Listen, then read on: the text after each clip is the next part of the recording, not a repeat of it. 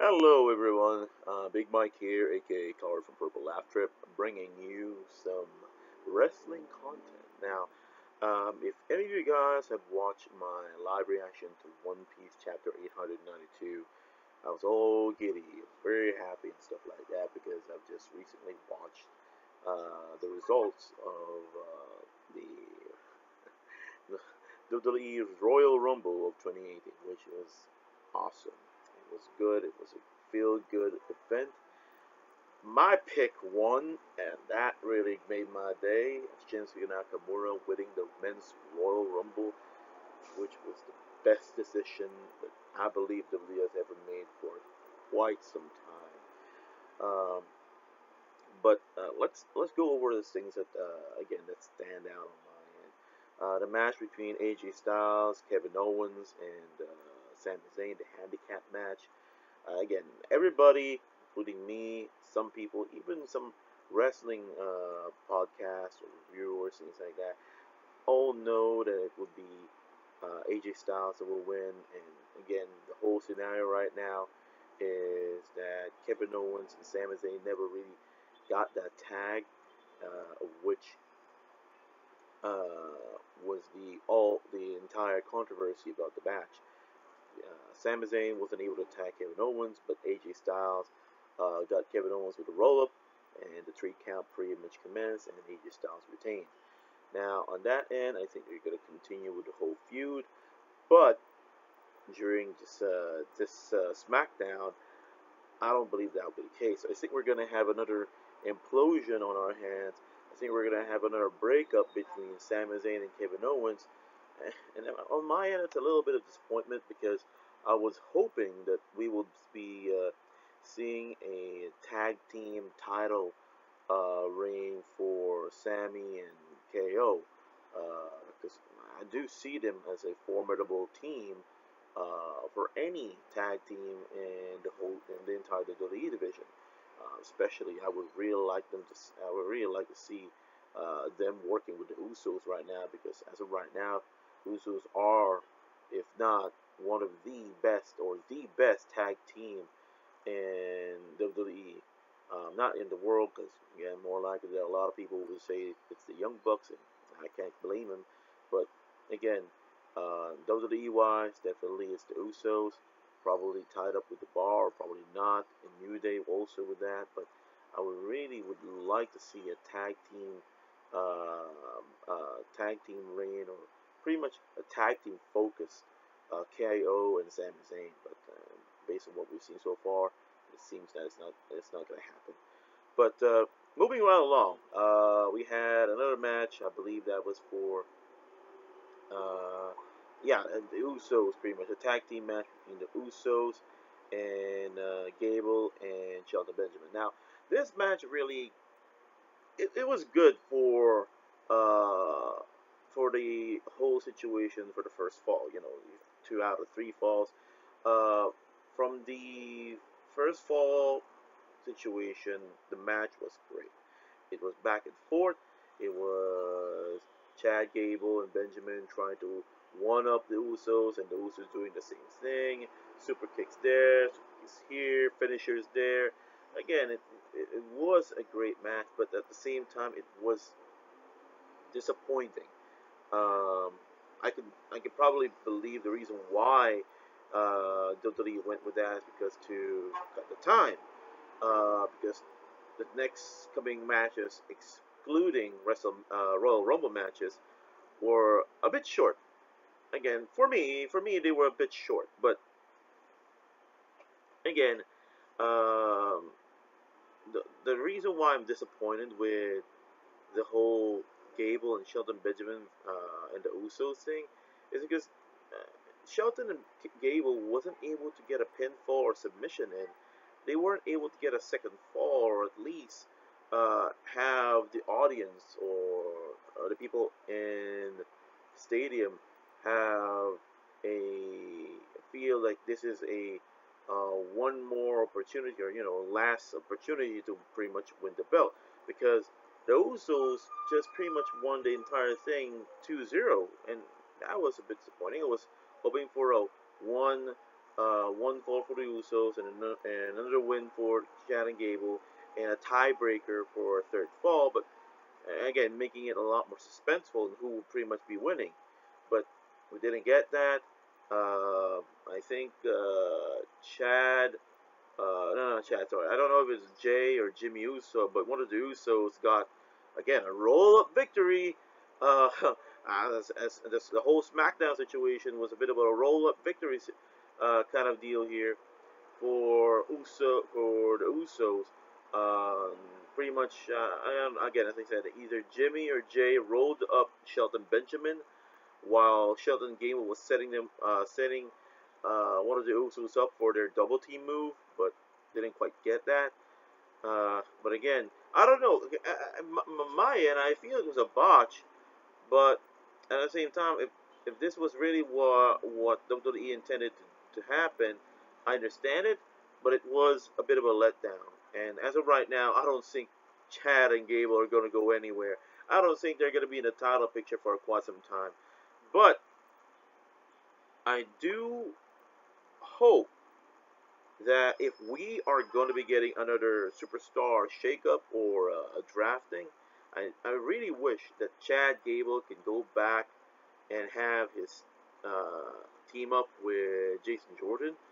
I believe their tag team reign, title reign, to be honest, even wasn't that solid. There was still some room for American Alpha to pretty much show what they can do, but weren't able to do so because of again what WWE planned with Jason Jordan. Now, I believe the next match after this was the Men's Royal Rumble. Yeah, I think that was the case because after that, again, you guys can probably you guys can probably correct me on that, but I think after the Usos match, it was no, it was yeah, it was Braun Strowman. You know what? Let me just not think about it. Let's just focus on those matches, and then afterwards, let's go to the Royal Rumble. So, one of the standout matches for me, other than the Royal Rumble, which again that was the biggest highlight of my day, um, was the Strowman, Kane, and Brock Lesnar match, which in some cases it wasn't really an awesome match, but more of a spot fest, which really entertained me a lot because there were tables, chairs, announcers' tables that were flipped up. Because again, you can't have a Braun Strowman match without something being flipped up. But in this case, it was Brock Lesnar flipping up the announcer's table on Braun Strowman, and then knocking off Kane with an F5 to the another announce table. Um, but at the same time, afterwards, while again Brock Lesnar was standing tall and stuff like that, Braun Strowman just suddenly pushed the announce table off him and just stood up like a zombie. And that again showed a story about the situation where Brock Lesnar was shocked, and Braun Strowman was capitalizing on it, even hitting two power slams to Brock Lesnar. But Kane pretty much stopped the pin, stopped Braun Strowman from winning, um, tossed Braun Strowman outside. Kane was aiming for a tombstone on the chair, didn't quite get that. Brock Lesnar pushing Kane towards Braun, getting Braun knocked out of the ring apron, lifting Kane, Brock lifting Kane off his shoulders and delivering an F5 to the chair, retaining the Universal title. Now, one of the biggest things, or one of the highlights, if you may, of the whole match between Brock Lesnar and this triple threat was the knee to the face by Braun to Brock was very stiff, and the response by Braun is one liver punch and then comboing it with a I think it was a right hand to the temple, which really looked very stiff, and at the same time rocked Braun Strowman. I think that punch was really an answer of Brock Lesnar for that botch. I think it was a botched knee to the face, and again, Brock Lesnar uh, just got a little pissed off of that and just hit Braun Strowman with two punches. Again, one to the rib, one to the liver blow, I think, and then one to the temple, which was a little scary because again, uh, Brock, you know, giving real stiff punches is no joke, no joke at all. So, highlight wise, that's one of the highlights and controversial things that happened during that match. The rest of the match was good. Again, a spots fest, tables everywhere being broken, and yeah, that's pretty much it. Again, a very short match, but again, I think the whole reason, as I said, they're pointing at the Royal Rumble. They want to give more time to the Royal Rumble because again, it's 21 men, 29 men, all that stuff. And then we go to the tag team match. Um, yeah, I think the tag team match was after the men's Royal Rumble, but again, we'll go through that first. The tag team match for the Raw's tag team titles: Seth Rollins, Jason Jordan defending their titles against the Bar, Sheamus and Cesaro.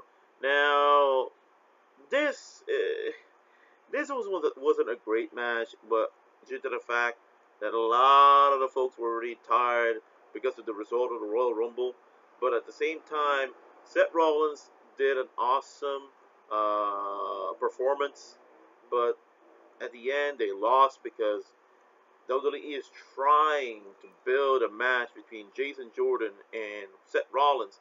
I think for WrestleMania, for the complete and utter heel turn of Jason Jordan, because again, that's where they're pointing at. It's pretty much the same direction I think where Kurt Angle went through, because Kurt Angle back in the days was a heel at first, until he slowly developed a following, and then WWE decided to turn him face and stuff. But as of right now, it's gonna be a heel turn for Jason Jordan, either on Elimination Chamber or the blow. Yeah, probably Elimination Chamber, where the heel turn will commence, will finally blossom, and then the blow off between Seth Rollins and Jason Jordan will commence in WrestleMania. That will be where the fight will be. That will be the 1v1 situation would be. Now, again, the Bar retaining the titles, fine. I'm happy with that because Sheamus and Cesaro has done a great deal of work in the wrestling in the tag team division, both in Raw. Now, the question here is who will step up to Sheamus and Cesaro. Definitely not titles worldwide because they had a match for the tag team titles back this previous Raw. They didn't win it. So on that end, it's probably not going to happen. Now, the people I'm thinking that could probably face off against the Bar is the Club, because I really, really want the legitimacy for Anderson and Gallows, because their reign wasn't that good when they had the tag team titles. I really want to see a very long, prolific reign, or them holding the titles for quite some time, with Balor either winning the Intercon or the Universal title. Because the way I see it, the landscape right now, the mid card, is pretty good. It's kind of looking like the times when Chris Jericho, Kurt Angle, Chris Benoit were fighting off for the Intercontinental title. I think we can get something like that again, especially the fact that we have Finn Balor pretty much floating the mid card right now. We have Seth Rollins pretty much in some case in the mid card situation. Matt Hardy, Jeff Hardy, they can all fight for one thing, which is the Intercontinental title. And the Miz right now is a good heel, having the Intercon for them to be fighting with, or we can have probably a fatal four way, things like that. We can have something like that, probably a ladder match, which will be awesome.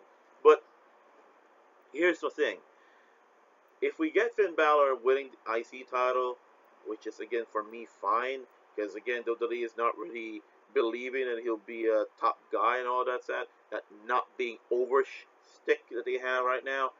But having the Intercontinental title on Finn Balor puts the title a lot more credibility. Not saying that Miz hasn't done his fair share, because as of right now, he's the best IC champion in the biz currently, because he has done well to keep the IC title afloat for being what it is. But I think we need some fresh faces holding that title right now, and Finn Balor is my best bet on that. Other than Finn Balor, Seth Rollins possibly, Dean Ambrose if ever he does have his heel turn by next year if he comes back. Um, Jeff Hardy, because Jeff Hardy needs a title. Also Matt Hardy. Who else? Probably if MVP comes back, that's another thing. Uh, there are some great mid card names right now. Also, Rusev can win back the U.S. title, basing on what's happening right now. Um, Ty Dillinger, for crying out loud, he can win the U.S. title or the Intercontinental title. Again, if ever we're gonna have another superstar shakeup, or if ever there'll be another draft or things like that. There are a lot of good mid carders that deserve to have a title right now. That WWE is not able to just get into it and just give them the push that they deserve.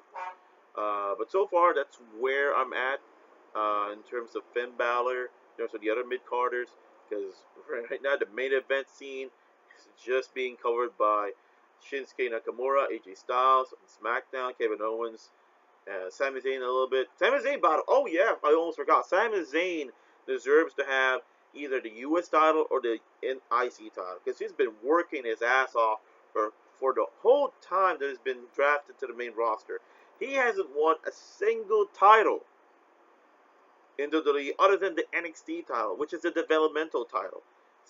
Again, in my case, you being the main roster right now, your NXT title reign is worthless right now, unless if you pretty much win something. That's why I was kind of pushing for the idea of KO and Sami Zayn winning the tag team titles of SmackDown for another reason, in which this is the reason. Sami Zayn needs a title because he deserves a title, either tag team, IC, US. It doesn't need to be the WWE title. It doesn't need to be the Universal title. It can be a mid card belt, and it will be great. His reign in the mid carders would be awesome because he's been the underdog and he's played it so well. So he needs at least a blow off for his character. Now, going to the Royal Rumble, which I really love right now. The first two competitors were Finn Balor, which came out in second, and Rusev. Now, this is another thing. I'm a little ticked off with WWE. They have a T-shirt. They have the wrestler. They have the crowd popping up for Rusev Day, and they couldn't give the guy a push. But now, as of right now, they're giving a bit of a push in the mid-card division, which I'm not really a little happy about, but at the same time, it's going somewhere. I would really like to see Rusev win the WWE or Universal title. That's how I'm seeing it because of how over he's been with the crowd. With the whole accidental Rusev Day shtick that he pretty much promoted during that segment with the New Day. Because for crying out loud, it was a joke. And it became so over to the point that fans keep cheering for it. And they were very disappointed that Rusev in English wasn't able to win the tag titles on the last pay-per-view before Royal Rumble. Clash of Champions, yeah. Rusev Day is the most over thing right now in WWE, and WWE is so stupid for not giving Rusev the push that he needs, either for the tag titles or the WWE Championship. Giving him the US title, he's won that several times already. But again, it's still a title, it's still something that we can at least appreciate. But at the same time, I don't believe Rusev is in that category right now. He should be given a main event status for the fact that he's worked for well over 5 years in WWE, and at the same time has finally been able to get the crowd to react to him in a weird way, but at the same time in a positive manner. Guys, WWE, He's no longer a heel. The people love him. He's no longer a bad guy. He's now a face. If you're not listening, stop. Stop with the whole shtick right now of other race being the bad guy and the white guys are the good guys. Stop it. Stop it. You've started with Shinsuke Nakamura and Asuka right now, which is great. But Rusev, in hindsight, in the real sense of the business, if the people are behind a wrestler, he should be your babyface. He should be in the main event. Because that's how the business works. Now, in this situation, I hope if Rusev doesn't win the US title, probably in the coming months, he'll have a match against Shinsuke Nakamura, which will be great, and he wins the WWE Championship. Now, I'm not saying Shinsuke Nakamura should, lose the WWE title after winning it against AJ Styles. I want him to win the WWE title, but I want Shinsuke Nakamura to pretty much after losing the title to Rusev, get drafted to Raw, and then just wreak havoc to the Raw division and win the IC title, and then win the Universal title. That's how I see Shinsuke Nakamura. That's how I want Shinsuke Nakamura's career in WWE should be. That's how I envision it. Shinsuke Nakamura deserves it. For everything that he's done in NJP, he earned his ticket to WWE, and that's the reason why, for crying out loud, he's the hottest item in WWE, and that's the reason why WWE gobbled him up and pretty much gave him a fat check to turn over from NJP to WWE, because he is the hottest item. He's one of the best wrestlers in the biz, and he deserves the respect that he has built throughout his career. The King of Strong Style needs legitimacy in the WWE. And afterwards, he could probably retire and get inducted to the WWE Hall of Fame because he freaking deserves it. Now, going to the Women's Royal Rumble, which was another highlight for me because there were a lot of returns that really... Oh yeah, I almost forgot. Rey Mysterio came back in the Royal Rumble. Yay! Again, he did some stuff. He did some great things, but at the same time, he's not even contracted by WWE, so not really something I'm excited about. Even though Rey looks so awesome, he doesn't look fat anymore. He's not Fat Rey. So going back with the Women's Royal Rumble, yeah. The things that I'm happy about is Asuka winning. Again, even though it doesn't really matter because his undefeated streak is pretty much for singles competition, but they're still hammering on it. But other than that, there are some. To be honest, there are two spots in the Royal Rumble that I didn't really like that they gave up. Now, in respect to these two competitors or two wrestlers, even though they're not wrestlers anymore, even though they're not supposed to be wrestlers, Tori Wilson and Kelly Kelly, those were a waste. Those two spots were a waste. Those were supposed to be given to some people who are a lot more legit. Probably Peyton Royce. You know, the iconic duo, Peyton Royce and I forgot her, Billie Kay. Yeah, why not? They've not been doing anything in NXT recently. Might as well give them a spot in the Royal Rumble, but no, we have to get Kelly Kelly and Tori Wilson. We need to get the guy something. Hello, WWE. You're trying to promote the women's revolution, and you're still not out of that eye candy shit.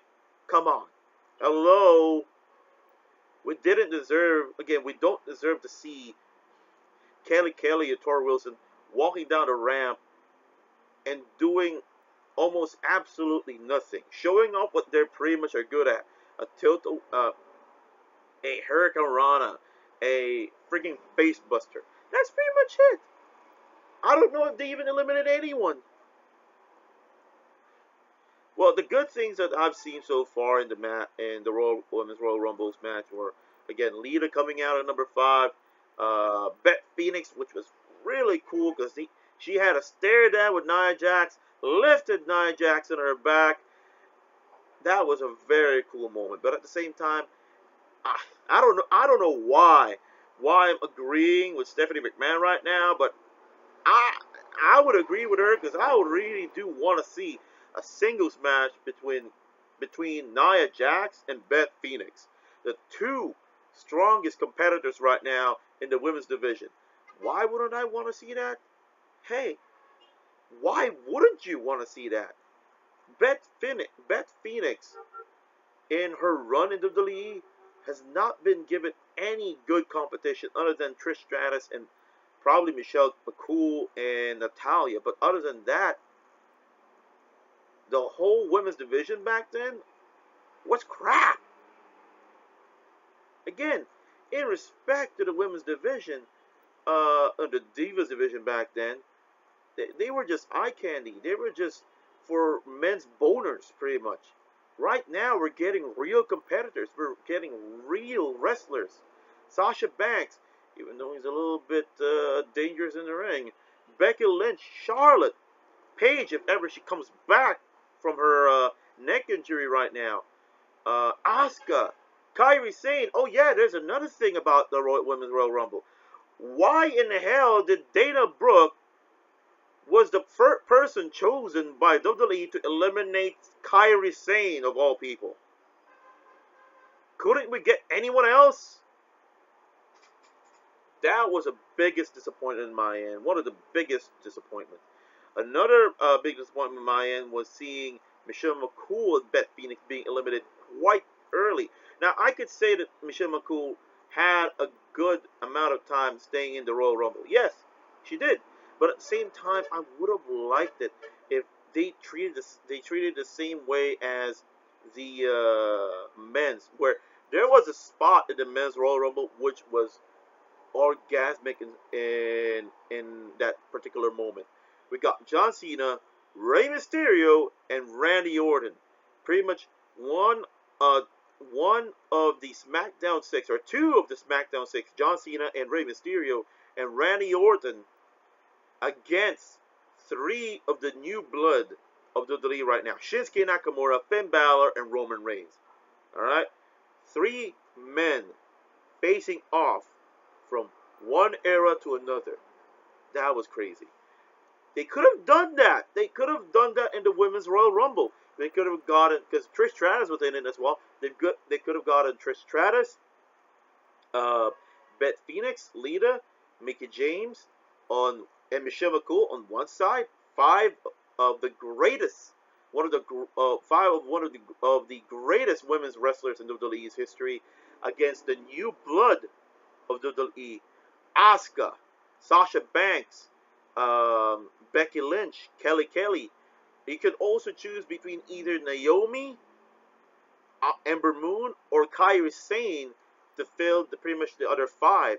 Because right now the women's division is blowing up with great talent. To be in fact, I'm really a hoping. I'm really hoping, if ever there will be, and I would be very happy if there would be, a single women's division show. Alright? Because right now we got Raw, we got SmackDown, we got 205 Live for the Cruiserweights. Why not have your own women's show, women's division show, which is focused on the women's themselves? Like other promotions, like Stardom. We can have that. We can have a unification title for the Raw Women's title and the SmackDown Women's title to culminate and provide us the women's WWE TV show. I don't know how you can how you can promote it. Probably it's Glow #2. I don't know. You can name it whatever you want, but I want to see a women's division where they have their own show, where they can cater and they have more time to show what they can do in the ring. Because right now, the women's division are playing second fiddle with the men's division, which is not a good thing, especially if you're trying to promote women's revolution. If you're gonna promote something like that, might as well do the same thing with the cruiserweight division. Have the women's have their own show, which will be the best decision, one of the best decisions that the league could ever do. And Asuka again winning the Royal Rumble, great, and Ronda Rousey again. That's another thing that a lot of people were expecting. People were expecting Ronda Rousey to be competing in the Royal Rumble, but at the same time, she didn't. She just appeared, pointed and pointed and pointed and pointed, which was very boring. But going back to the women's Royal Rumble, um, seeing the situation with Sasha Banks right now and seeing that she lost this past Raw, I think we're gonna get a Sasha Banks heel turn. I really think so. Which again, for me, is a great thing because she's been having a lot of negative situations right now with the fans because of how she works and being the fact that she's kind of the reason why Paige is currently out of action right now because she aggravated uh, Paige's neck injury with that unplanned kick from a house show. But other than uh, other than that, she had a face off against Trish Stratus, which Trish Stratus, man, she's still fine even though she's a mom right now and she's not been doing anything other than being a housewife. She's looked so damn fine. She's never missed a beat, and she with her doing Sasha Banks pose, pretty much taunting Sasha Banks. Woo! My God, a lot of men were very happy with that. I'm definitely sure. Seeing that Trish Stratus never missed a beat and she's not cutting her time in the gym, pretty awesome sight. Uh, but yeah, I really think that we're gonna get a Sasha heel turn in the coming future. Probably around Elimination Chamber. At the same time with the Jason Jordan thing. But yeah, that's pretty much how I saw the Royal Rumble right now. Now, I don't have a video of my live reaction for the Royal Rumble, but we are gonna get something like that as well. By next week, I'm gonna be taping uh, my best friend's Wilbur's reaction to the Royal Rumble. That's gonna happen, and I'm gonna be posting it on YouTube for you to enjoy.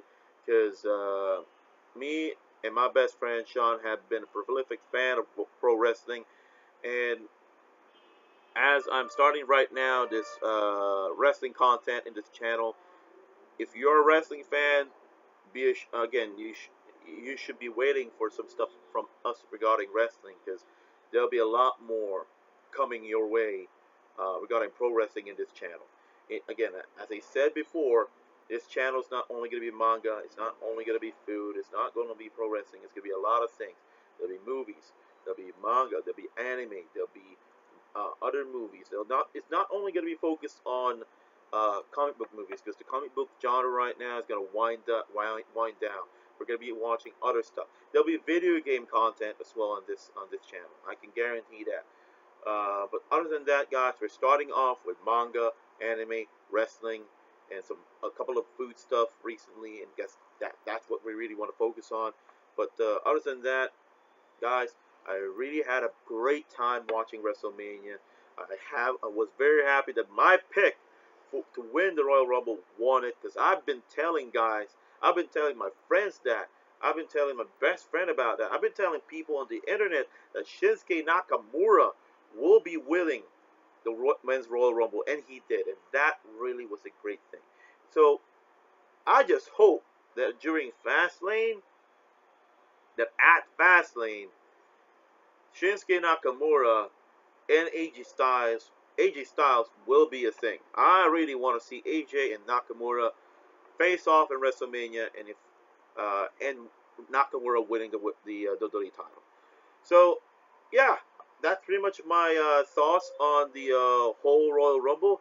If you guys like this type of video, put a like on the, drop a like.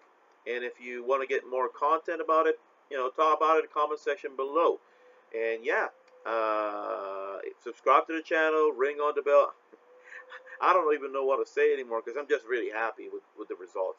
So yeah, have a great day, have an awesome week, and too sweet to everyone.